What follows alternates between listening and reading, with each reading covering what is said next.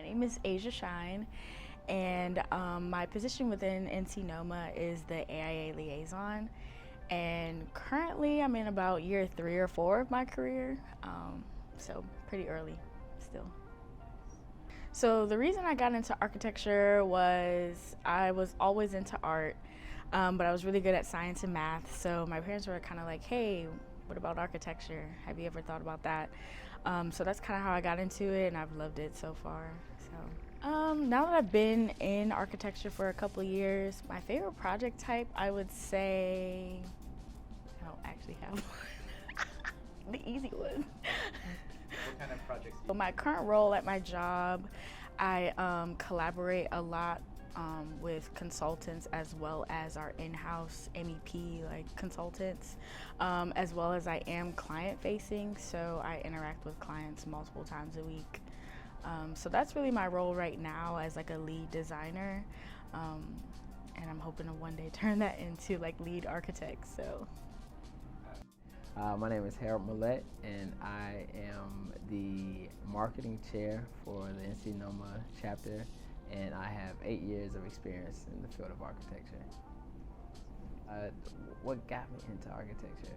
I think I was always into architecture. I was, as a kid, grew up playing Legos, building, drawing, and I believe, honestly, it was the recession of 2010.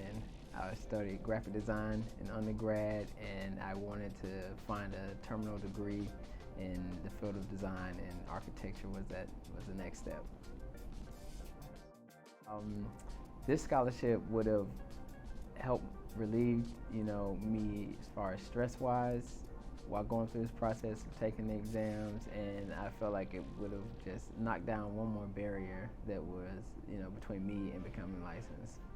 My name is Daniel Mai. I am currently the NCNOMA Vice President.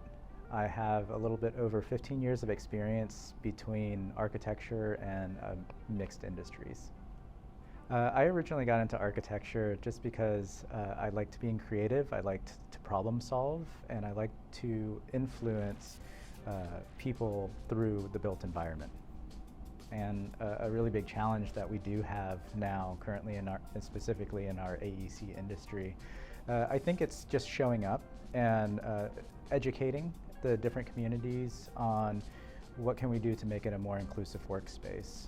It's really hard work and challenging work, and it really does take all hands on deck to make it happen. You should consider supporting the NCNOMA ARE Scholarship Fund, because I really do believe it takes a village in order to get our young and emerging professionals to the finish line.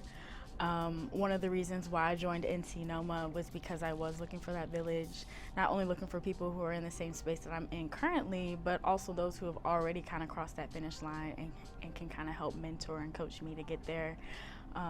So I definitely think that's why you should support the scholarship. You should consider supporting the NCNOMA ARE Educational Scholarship, because I feel like it is a public way of showing your support and advocacy for diversifying the field of architecture.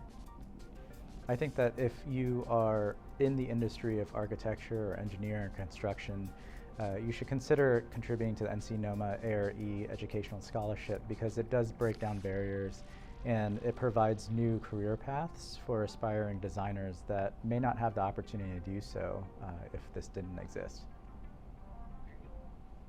Cool.